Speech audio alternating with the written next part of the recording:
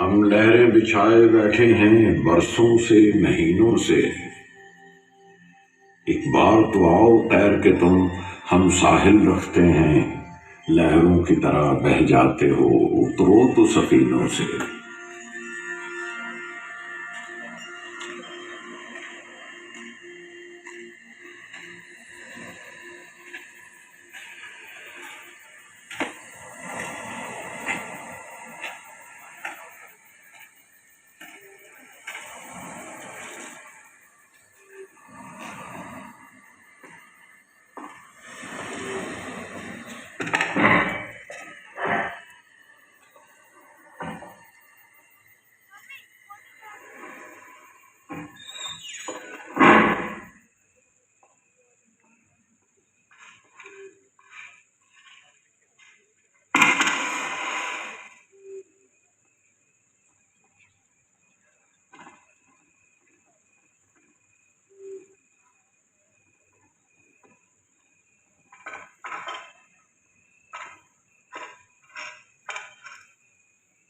वक्त रहता नहीं कहीं टिक कर, इसकी आदत भी आदमी सी है। काल की चाल अजब है, चलता रहता है, जब रुकता है बस जाता है, और जब उठकर जाता है तो अपने हाथों पैरों के निशान छोड़ जाता है, अपने दौर का इतिहास लिख जाता है। आप जहां बैठे हैं इस वक्त, यहां एक बार वक्त टिका था और जाते जाते इस द्वीप की दास्तान लिख गया।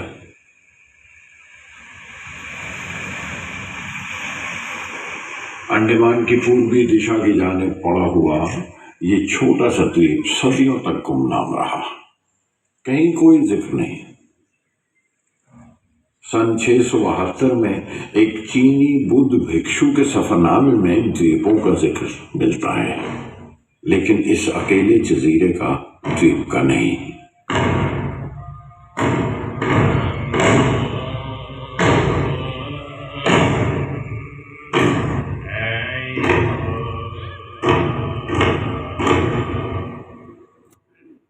सन 1016 ईस्वी में एक बार फिर इन द्वीपों का जिक्र मिलता है राजा राजेंद्र चोला II उनके दस्तावेज में।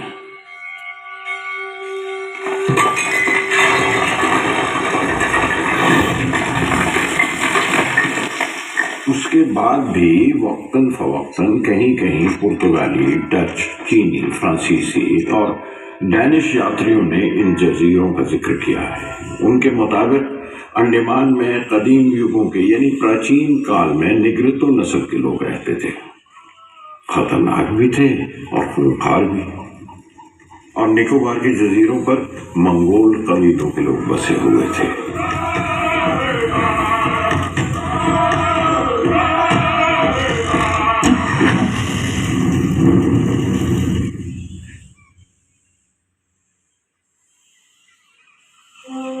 ब्रिटिश ईस्ट इंडिया के एक लेफ्टिनेंट आर्चिबाल्ड ब्लेयर थे, हाइड्रोग्राफर, और एक कर्नल कोलब्रुक थे, सर्वेयर जनरल ऑफ इंडिया।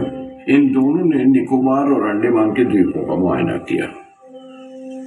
एक साल के बाद लेफ्टिनेंट ब्लेयर ने अपनी रिपोर्ट पेश की, यानी 1779 में। उसके मुताबिक अंग्रेजों ने अंडमान में अपनी रिहाइश बसाने का फैसला कर लिया। इस द्वीप का यानी रॉस आइलैंड का इतिहास यहीं से शुरू होता है।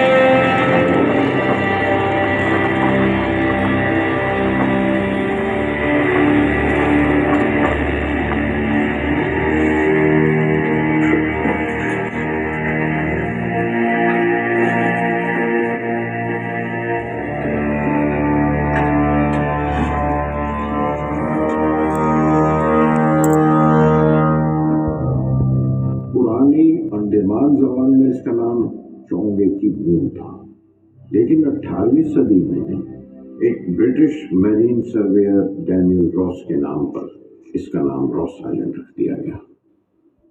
लेफ्टिनेंट आर्चिबाल्ड ब्लेयर के मुताबिक दक्षिण पूर्वी जानब की बंदरगाह सबसे ज्यादा सुरक्षित थी, यानी महफूज थी। उसी बंदरगाह को आज हम पोर्ट ब्लेयर के नाम से जानते हैं। पोर्ट मतलब बंदरगाह। लेफ्टिनेंट ब्लेयर ने जिस आइलैंड पर यानी जजीरे पर अपना पड़ाव डाला वो बाद में चाथम आइलैंड के नाम से जाना गया और रॉस आइलैंड पर एक छोटी सी इमारत बनाई गई जो इलाकाई यानी लोकल अस्पताल के तौर पर इस्तेमाल हुई।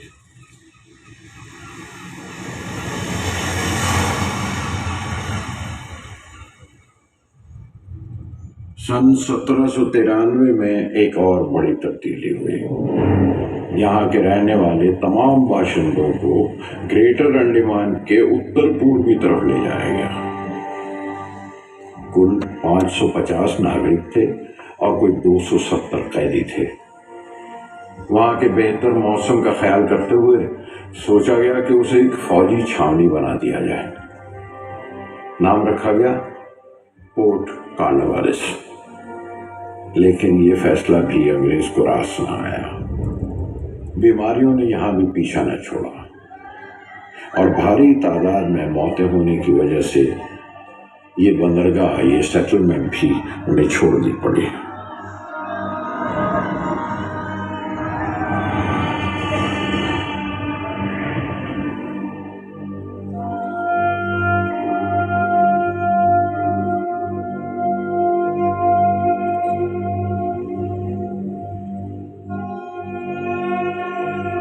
और 3 बरस के अंदर अंदर पोर्ट कॉर्नवालिस वीरान हो गया। रॉस आइलैंड दूर बैठा चुपचाप देखता रहा और इतिहास दर्ज करता रहा। अंडमान के बसने की उम्मीद एक बार फिर कश्तियों, जहाजों और डोंगियों में बहते बहते दूर हो गई। सिर्फ एक सन्नाटा रह गया और पथराई हुई एक खामोश इमारत। हवा सांस रोके वक्त के लौटने का इंतजार करने लगी।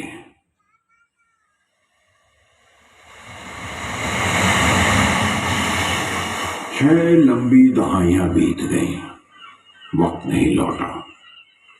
उसके कदम इस तरफ नहीं आए, मगर बहुत दूर भारत की मूल भूमि पर बहुत कुछ घट रहा था। उसकी आवाज सुनाई दे रही थी।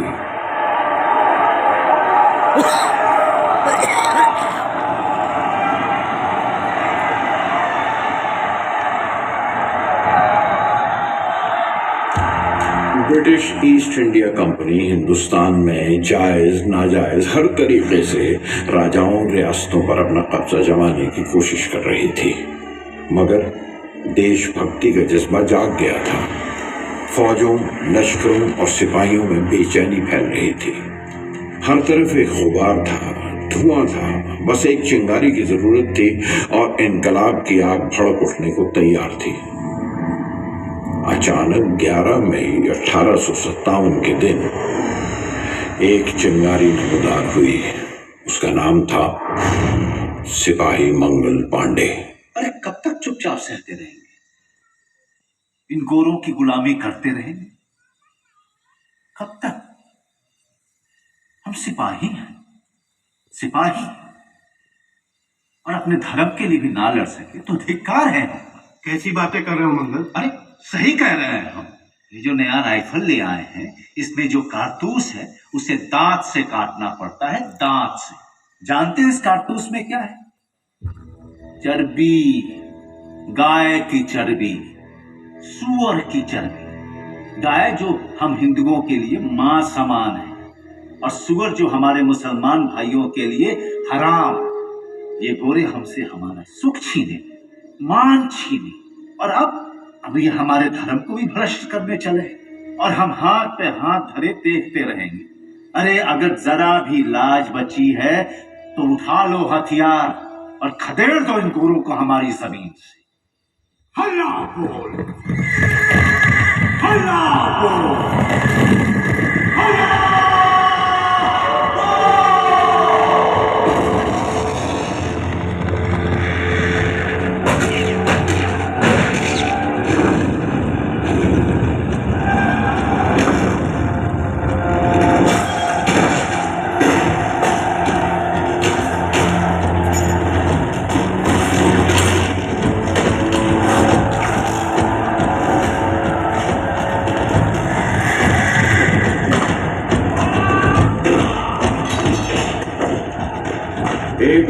थी, दर्द था, वो अंगारा था जो फूटा था। कितने सारे जले अलाव, कानपुर, झांसी, लखनऊ, मेरठ, रुड़की, पटना। आजादी की पहली पहली जंग ने तेवर दिखलाए थे। इनकलाब की आवाज बहुत दूर तक पहुंची है। ये आवाम की आवाज थी।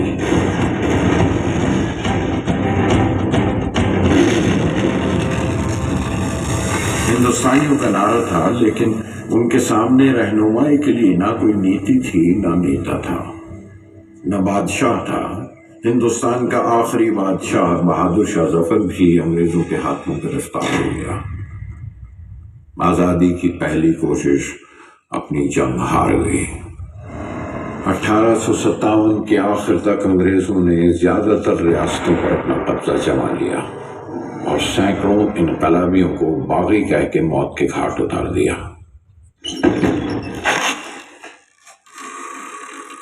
और बेशुमार क्रांतिकारों के लिए उम्र कैद की सजा सुनाई। लेकिन उन क्रांति सैनियों को कहां रखते? हिंदुस्तान के पहले वायसरॉय लॉर्ड कैनिंग ने एक कमेटी तैयार की।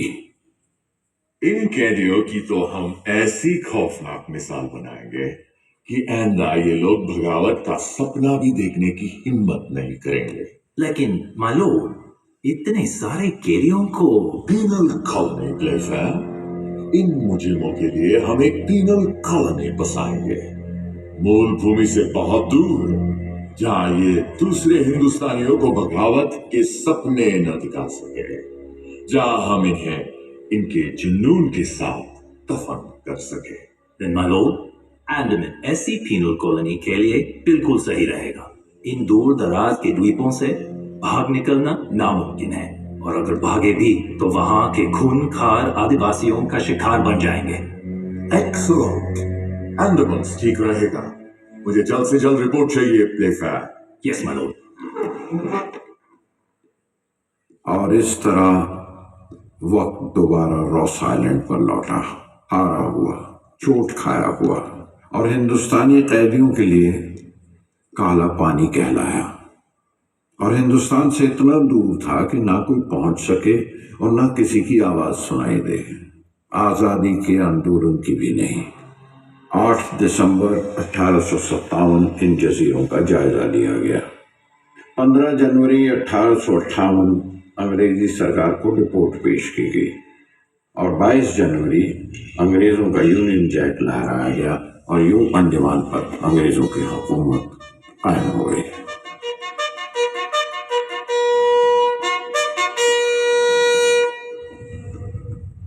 दो 200 क्रांतिकारियों को कैदी बनाकर आगरा के एक तजुर्बाकार jailer doctor James Pattison Walker Semiramis नामी जहाज पर अंडमान के लिए रवाना हुए और 10 मार्च 1858 चाथम आइलैंड पर आकर लंगर डाला।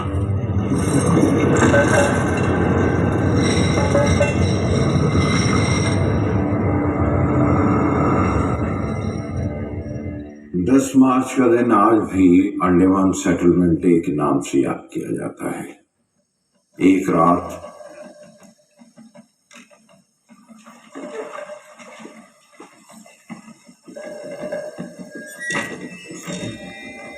कौन है बाहर? कौन है? गार्ड! वहाँ कोई है? Go look!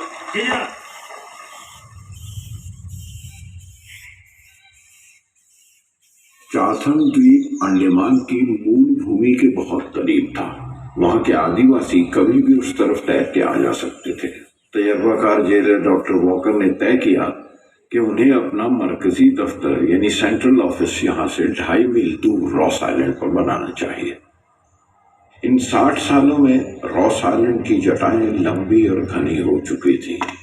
जंगल इतने घने हो गए थे कि सूरज की रोशनी भी मुश्किल से जमीन को छू पाती थी। अंग्रेजी सिपाहियों ने हिंदुस्तानी कैदियों से काम करवाना शुरू किया और रॉस के जंगलों की छटाई शुरू कर दी।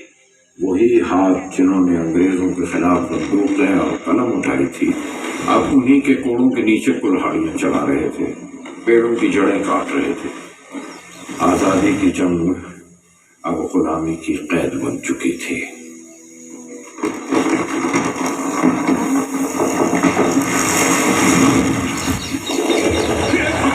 उठाओ साहब को, बेचारे का पैर फंस गया है। उठाओ साहब को।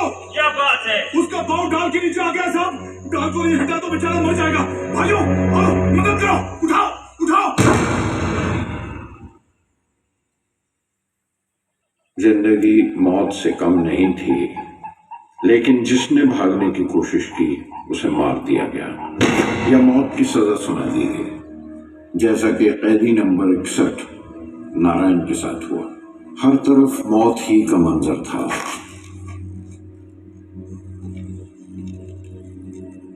कौन है ये? निरंजन सिंह साहब। इसको नीचे उतारो। कैदी नंबर 46 निरंजन सिंह ने मरने या मारे जाने से पहले खुदकुशी कर ली। ये ठीक नहीं हुआ। बेचारा तकलीफ बर्दाश्त नहीं कर पाया।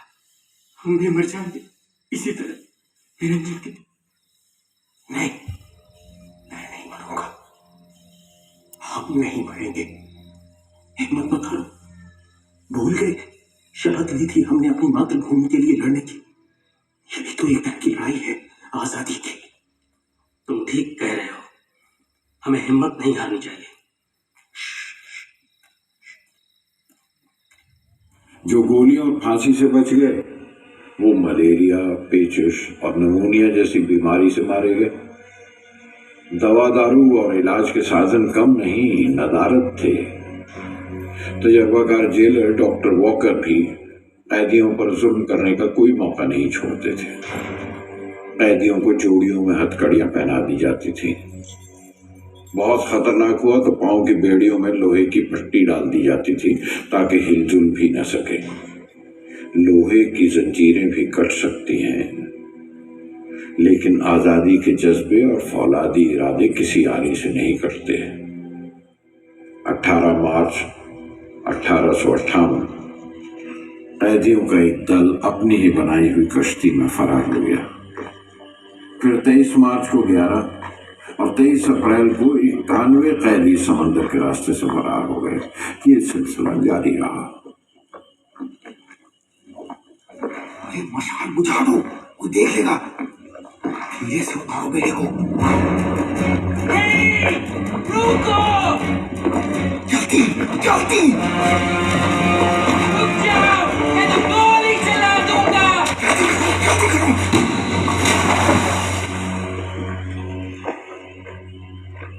तजर्बाकार जेलर डॉक्टर वॉकर ने कई फरार कैदियों को फिर से पकड़ लिया और चाथम आइलैंड पर ले जाकर एक ही दिन में 86 आदमियों को मौत के घाट उतार दिया।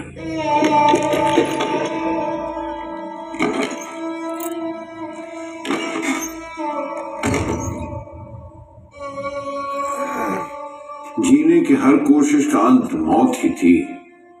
बच निकले कैदियों में एक कैदी था, कैदी नंबर 276, नाम दूधनाथ तिवारी।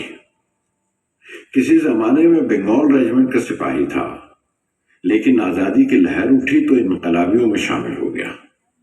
जब पकड़ा गया तो उम्र कैद की सजा मिली और यहां भेज दिया गया। यहां से निकला तो आदिवासियों में पकड़ा गया। पता नहीं कैसे वहां भी साल भर बचा रहा। उनकी जबान सीखी और 2 औरतों से शादी भी की। एक का नाम लीपा था और दूसरी का जेगा। सन 1859 में अंडमान के आदिवासियों ने मिलकर एक बगावत का इरादा किया। 16 मई की रात उन्होंने ऐसी जगह पर मिलकर डेरा डाला जहां से पोर्ट ब्लेयर की छावनी बिल्कुल सामने थी। हिंदुस्तानी कैदी और अंग्रेज हुक्मरान उनके निशाने पर थे। लेकिन रात के अंधेरे में दूधनाथ तिवारी ने दगा किया और जाकर अंग्रेजों को खबर कर दी।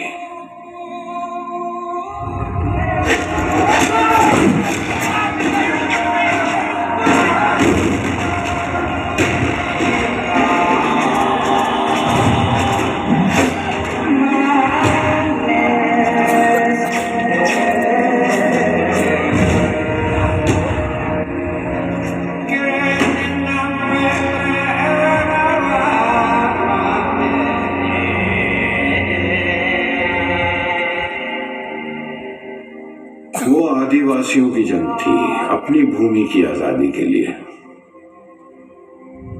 लेकिन हिंदुस्तान की आजादी के सिपाही के लिए आदिवासियों की आजादी की जंग खत्म हो गई। इतिहास में वो अबरदीन की जंग के नाम से दर्ज कर दी गई। इस जंग के 5 महीनों के बाद अक्टूबर 1859 डॉक्टर वॉकर ने इस्तीफा दे दिया। दूधनाथ तिवारी को इनाम देकर अपने गांव वापस जाने की इजाजत दे दी गई।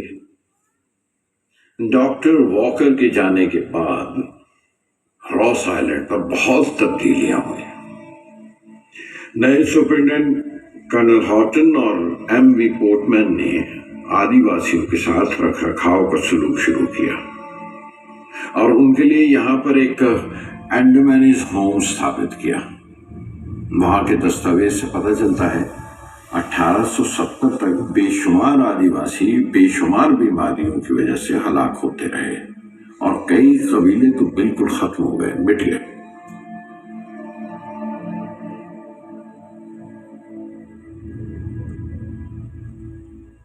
वक्त आखिर बस गया रॉस आइलैंड पर। अंग्रेजों ने उसे खूबसूरत कस्बा बना दिया, अ स्मॉल ब्यूटीफुल टाउनशिप। पीने के पानी का मसला था, चट्टाने खोद कर 6 कुएं तैयार कर दिए। एक बिजली घर बनवा दिया जिससे अंग्रेजों के घर दफ्तर रोशन हो गए। अंडमान के चीफ कमिश्नर, उनके सबऑर्डिनेट और कुछ हिंदुस्तानी अफसर भी यहीं आकर बस गए। एक ऑफिसर्स क्लब भी बन गया जहां स्विमिंग पूल के अलावा खेल कूद का भी इंतजाम था। और जहां आप इस वक्त बैठे हैं ना, वहां टेनिस कोर्ट हुआ करता था। ऑफिसर्स क्लब के पास ही एक बेकरी थी जहां बेहतरीन ब्रेड और केक बनते थे। वो इमारत आपके सामने रोशन है, वो देखिए, वो 19वीं सदी की निशानी है, अंग्रेजों की बनाई हुई। सुपरिटेंडेंट हॉटन ही के दौर में रॉस पर तालीम का दौर भी शुरू हुआ। फारसी वो जानते थे और एस्ट्रोनॉमी यानी इल्म नजूम पर एक किताब लिख चुके थे। चाहते थे किसी उस्ताद से इस्लाह करा लें और उसके लिए वही एक आज़ादी के सैनिक मिल गए, मौलाना फजल हक खैराबादी। और इस तरह रॉस आइलैंड पर पहला स्कूल खुला जिसके पहले उस्ताद मौलाना फजल हक खैराबादी हुए और पहले शागिर्द कर्नल हॉटन थे। तालीम की शुरुआत ने देखते देखते ही 3 स्कूल और खुलवा दिए। बच्चों के स्कूल के साथ साथ एक लाइब्रेरी, एक प्रिंटिंग प्रेस और एक सेक्रेटेरिएट भी कायम किया गया। जहां लोगों के मकान हो वहां दुकान भी खुल ही जाती है। फरजंद अली सेटलमेंट स्टोर यहाँ की पहली दुकान थी। कहा जाता है फरजंद अली अपनी बीवी के साथ हिंदुस्तान से आए थे।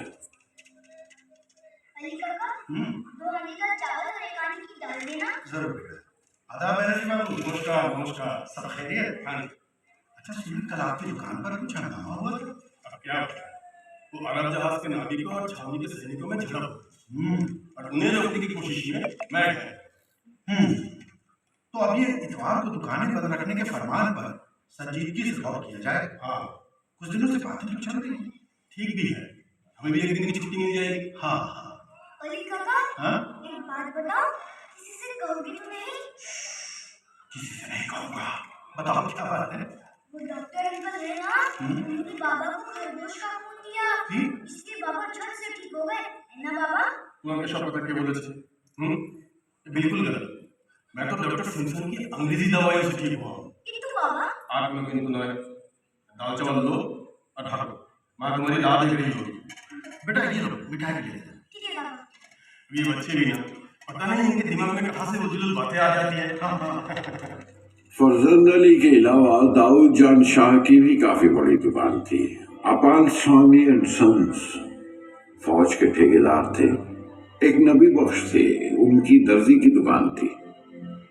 मगर बच्चों के लिए सबसे दिलचस्प जगह थी एक महिला रूप कुंवर की दुकान जहां नारियल की बर्फी, लड्डू और चनाजोर गरम जैसी चीजें मिलती थी। ध्यान से चढ़ो मत एक दूसरे पे, एक एक करके दसो। हाँ, सबको मिलूगा। ये लो लड्डू। पर चाची मेरे पास पैसे तो नहीं है। कोई गल नहीं पुत्र, कल दे देना। पहले मुझे चाची। नहीं चाची पहले। जहां इंसान जाकर बसे वहां भगवान भी आकर बस जाते हैं। 19वीं सदी के आखिर की तरफ सन 1863 में एक सुपरिटेंडेंट की पत्नी मिसेस हैरियट टाइटलर ने ईसाइयों के लिए एक चर्च की बुनियाद रखी। देखते देखते ही वहां 2 गिरजाघर खड़े हो गए, एक चर्च ऑफ इंग्लैंड के तहत और दूसरा कैथोलिक चर्च। चर्च पर एक घंटा घर खड़ा कर दिया गया जिसके घंटे की आवाज लंदन के बिग बेन से मिलती थी। अंग्रेजों के लिए वो उनके वतन की याद दिलाता था। शनिचर की रात जश्न की रात हुआ करती थी।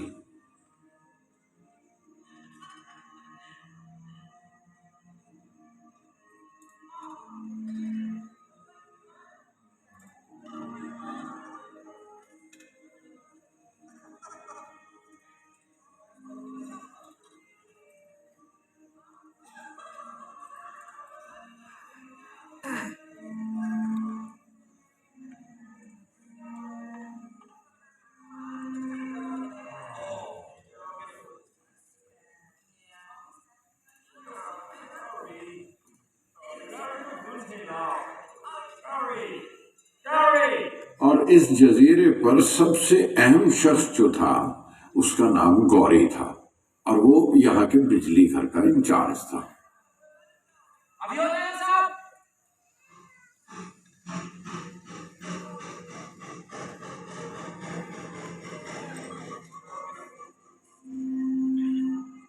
एक और रस्म भी थी। हर रोज दोपहर को 12 तोपें छोड़ी जाती थी, ठीक 12 बजे, जिसकी गूंज पोर्ट ब्लेयर तक सुनाई देती थी। एक डाकघर भी था और डाकघर में एक टेलीफोन भी लगा हुआ था।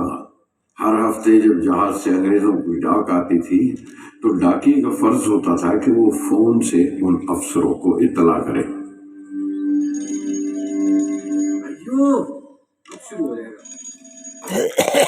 हेलो, स्वामी स्पीकिंग। डाक अभी अभी पहुंचा है सर, जरा बांचने का समय दे दीजिए।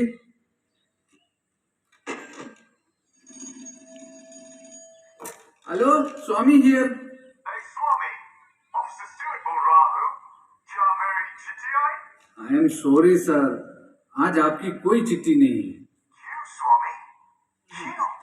ये मैं कैसे बता सकता हूँ सर। Come on. क्यों स्वामी, क्यों? मुझसे पूछ के क्या होगा? लंदन में अपनी पत्नी को पूछो ना। Hello. Good afternoon William sir, मैं स्वामी। आपको बताते हुए बहुत खुशी हो रही है सर कि आज आपके लिए 2 चिट्ठियां हैं। Jolly good. I'm so happy, Swami. Thank you sir. Hey, स्वामी, क्या तुम्हें भी कभी कोई चिट्ठी आती है? नहीं सर, उसके लिए तो मुझे खुद अपने नाम पर चिट्ठी लिखनी होगी। 1872 में एक बार हिंदुस्तान के वायसरॉय लॉर्ड म्यो अंडमान के दौरे पर आए। वायसरॉय का स्वागत 21 तोपों की सलामी से किया गया।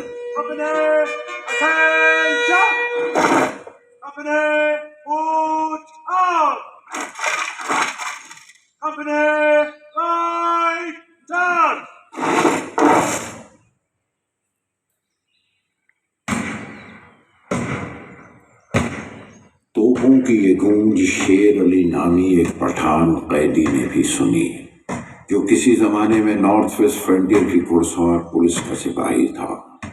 वो सिपाही था, जानता था 21 तोपों की सलामी किसी अंग्रेज वायसरॉय के लिए ही हो सकती है।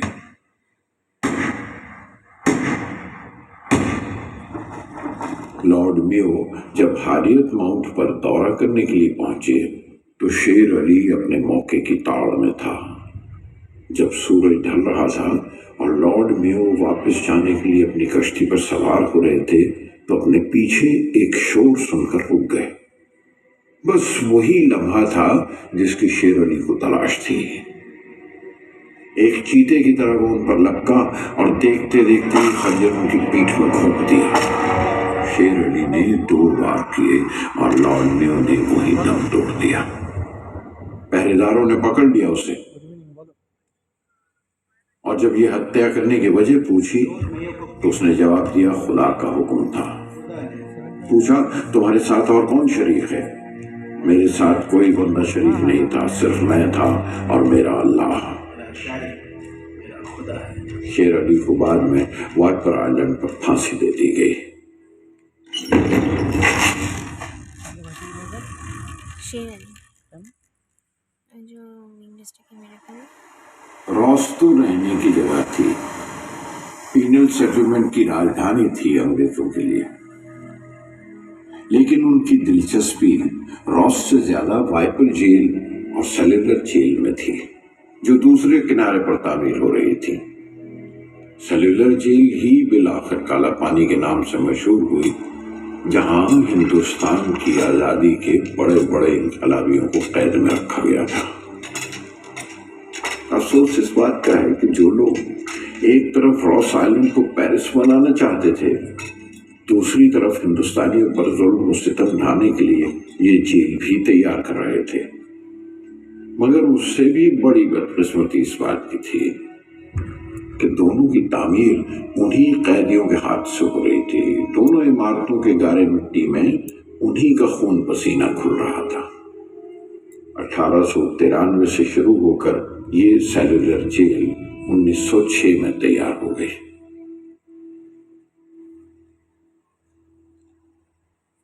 आजादी की तहरीक 19वीं सदी से मुड़कर 20वीं सदी में दाखिल हो गई। 1930 की दिहाई तक आते आते एक मंदिर का निर्माण भी हो गया, जिसमें गणेश की मूर्ति रखी गई। गणेश पूजा बड़ी धूमधाम से शुरू हुई, जिसमें हर मजहब का हिंदुस्तानी शामिल होता था। उसके बाद एक मस्जिद ज़हूर में आई। सच तो यह है कि 19वीं सदी ने जब करवट ली तो हिंदुस्तान पर अंग्रेजों की गिरफ्त कुछ कुछ ढीली होने लगी। हालांकि हुकूमत करने का नशा उनके दिमाग से उतरा नहीं था, लेकिन हिंदुस्तान में बसे रहने के लिए उन्हें हिंदुस्तानियों की तरफ अपना बर्ताव भी कुछ कुछ बदलना पड़ा। पहली जंग अजीम वर्ल्ड वॉर 1 जब उनके सर से गुजरी तो उनके नजरिए भी बदले। हिंदुस्तान उनकी जरूरत बन गया।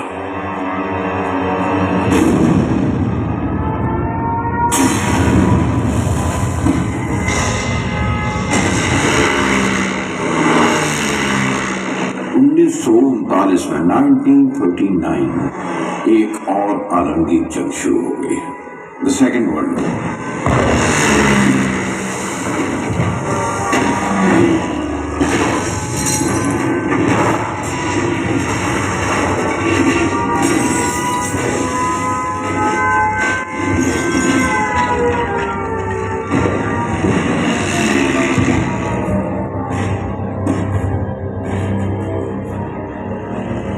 इस जंग ने तकरीबन पूरी दुनिया को 2 हिस्सों में बांट दिया। एक तरफ बर्तानिया और फ्रांस और सब मिलकर अलाइड फोर्सेस जमा हो गई। दूसरी तरफ जर्मनी था, यूरोप के कुछ छोटे छोटे मुल्क और दूर एक जापान का मुल्क साथ हो गए। पूरा यूरोप जंग का मैदान बना हुआ था और इधर जापान बर्मा, सिंगापुर, मलाया जैसे इलाके हड़प करने लगे। अंडमान भी बहुत दूर नहीं था। अंग्रेजों ने दूरंदेशी से काम लिया और धीरे धीरे अपने लोगों को परिवार समेत अंडमान से खाली करना शुरू कर दिया। एक और हादसा हुआ सन 1941 26 जून और 5:21 पर।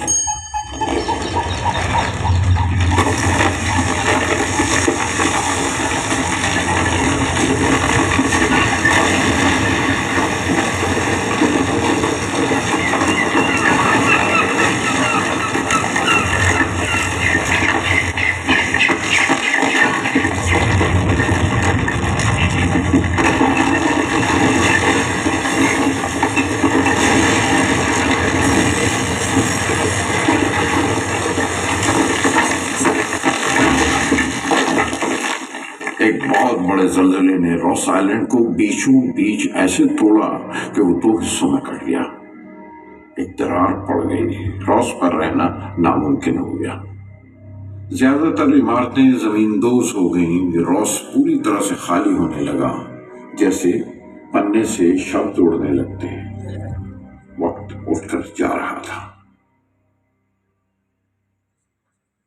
दूसरा विश्व युद्ध यानी सेकेंड वर्ल्ड वॉर अभी चल ही रही थी कि 1942 में रॉस आइलैंड के इतिहास ने एक और करवट ली। अंडमान के जजीरों पर अंग्रेजों के हट जाने के बाद कुछ एंग्लो इंडियन कर्मचारी और सेलुलर जेल के हिंदुस्तानी कैदी और वहां के शहरी बच गए थे। अचानक ही जापान की इंपीरियल आर्मी ने अंडमान पर एक भरपूर हमला किया और अंग्रेजों को वहां से मार भगाया। सारे द्वीपों पर कब्जा कर लिया। जापानियों ने वहां की पुलिस बैरिक्स पर भी कब्जा कर लिया और जैसे ही वहां के तार घर की तरफ बढ़े, कुछ एंग्लो इंडियन कर्मचारियों ने बम से तार घर उड़ा दिया। अंग्रेजों के चीफ कमिश्नर C.F. वाटरफॉल ने अपने हथियार डाल दिए। जापानी जिन अंग्रेजों को पकड़ पाए उन्हें कैदी बना दिया और सेलुलर जेल के तमाम कैदियों को आजाद कर दिया।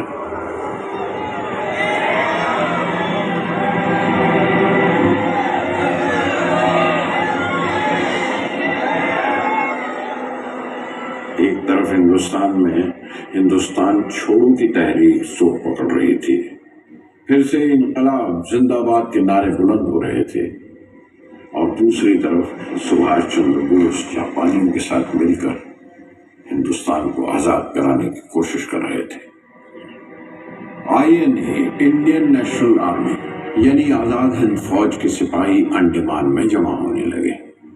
29 दिसंबर 1943 के दिन नेताजी रॉस आइलैंड पर पहुंचे और 4 दिन तक वहां के गवर्नमेंट हाउस पर रहे। अपनी तकरीरों में हिंदुस्तानियों को आजादी की उम्मीद दिलाई और पहली बार इस जजीरे पर हिंदुस्तान का तिरंगा लहराया गया। मगर जापानी दो उखले निकले। एक तरफ नेताजी को साथ देने की उम्मीद दिलाते रहे और दूसरी तरफ हिंदुस्तानियों पर हर तरह के जुल्म करते रहे। कैदियों की हालत बद से बदतर हो गई। दूसरी जंग अजीम जारी थी। हर रोज एक नया पन्ना खुलता था। देखते देखते इत्तेहादी फौजों ने जापानी जहाजों पर हमले शुरू कर दिए। जापानियों के वापस जाने के रास्ते भी बंद हो गए और फिर दुनिया के इतिहास में सबसे खौफनाक दिन आया।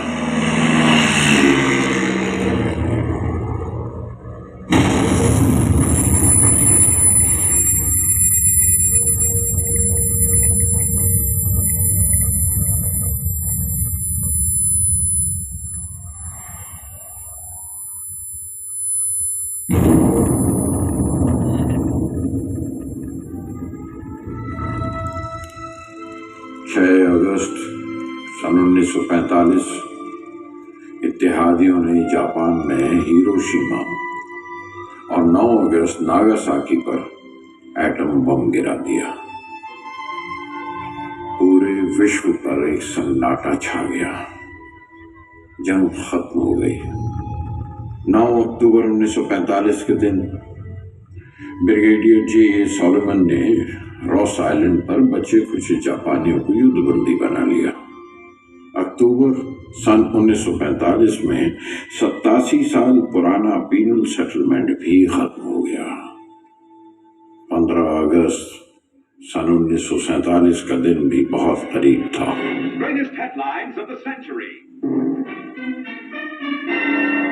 India's battle for independence from the British Empire had been a pressing problem since the early years of the 20th century. Mohandas King Gandhi, spiritual leader of the Hindus, and with message appealing to the West, message of love. I am glad that you have already realized that the responsibility of winning freedom does not rest merely on the shoulders of our countrymen at home. जहाँ हमने अपने परिवार को मुल्क के ऊपर रखा, जहाँ हमने अपने शहर को, प्रदेश को, भाषा को, संप्रदा को, किसी चीज को हमने अपने देश के ऊपर रखा। All other phases of the theatre are always at our disposal. But whether we shall resort to this weapon immediately or what other steps we shall take, I cannot judge at present. But you are hopeful. I am an optimist. Would you be prepared to die in the cause of India's independence? It is a bad question. 1947 symbolized the rebirth of a nation after the slaughter of centuries. When the world sleeps, India will awake to life and freedom. A moment comes, which comes but rarely in history, when we step out from the road to the Inda Himachal Jamuna Ganga Uttal Jalasaram Tava Shubha Name Jage Tava Shubhayati Sumange Kahe Tava Jaya Gatha Janagana Mangala Dayaka Jaya He Bharat Bhasya Vibhasa Jaya He Jaya He Jaya दिखाई देते हैं धुंध में अब भी साए कोई, मगर बुलाने से वक्त लौटे ना आए कोई। अंडमान और निकोबार सारे द्वीप हिंदुस्तान का हिस्सा हैं, लेकिन रॉस जजीरे की उदासी नहीं जाती। वक्त कुछ यूं उठ कर गया कि लौटा नहीं, मगर उसके जाते हुए कदमों की गूंज अब तक सुनाई देती है। आजादी सन 1947 में आई, 2 दहाइयों तक किसी ने खबर तक न ली। सन 1967 में उसे भारतीय नौसेना के सुपुर्द कर दिया गया, फिर भी कोई झोंका उस तरफ नहीं गया। 1 दहाई और गुजर गई, बस इतना अमल हुआ कि कागज पर उसका नाम लिख दिया गया। माहौल अब भी उसी तरह खामोश है, सन्नाटा जारी है। सिर्फ आपके आने से रॉस आइलैंड अपनी यादें कुछ देर के लिए ताजा कर लेता है। मुंह जोड़ के बैठे जजीरे हैं, कहते हैं जमीनों से, हम लहरें बिछाए बैठे हैं बरसों से, महीनों से। एक बार तो आओ तैर के तुम, हम साहिल रखते हैं, लहरों की तरह बह जाते हो, उतरो तो सफीनों से। हर रोज उठाते हैं किरणें और रंग बिखराते हैं 7 रंग मुट्ठी में मगर बस 3 लहराते हैं। सत्यमेव विजयते, सत्यमेव विजयते।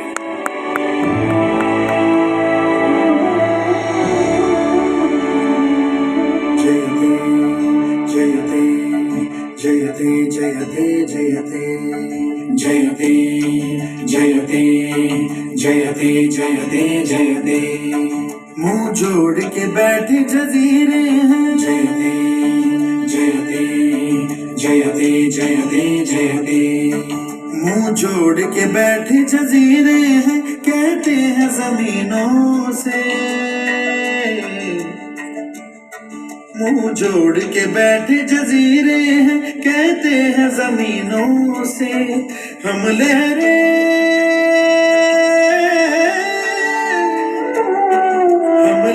बिछाए बैठे हैं सालों से महीनों से, सालों से महीनों से।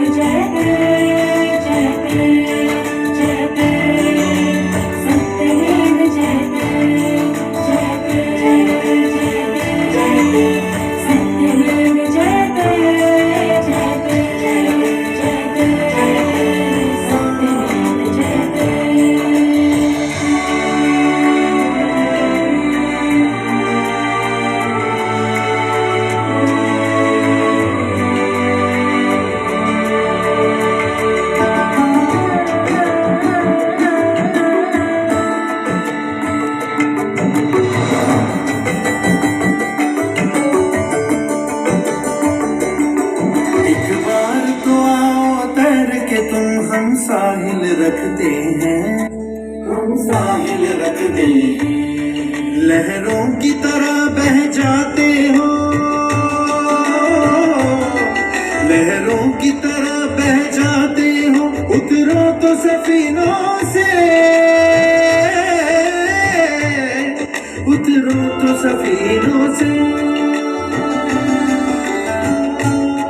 हर रोज उठाते हैं किरणें और रंग बिखराते हैं, और रंग बिखराते हैं। है सातों रंग